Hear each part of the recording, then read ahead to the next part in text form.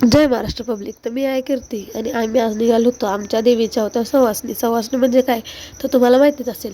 मग तिथून आम्ही एका मंदिरात गेलो होतो, तिथे दर्शन घेऊन तिथल्या देवाला मात्र नैवेद्य वगैरे दाखवायला दिवा वगैरे लावला.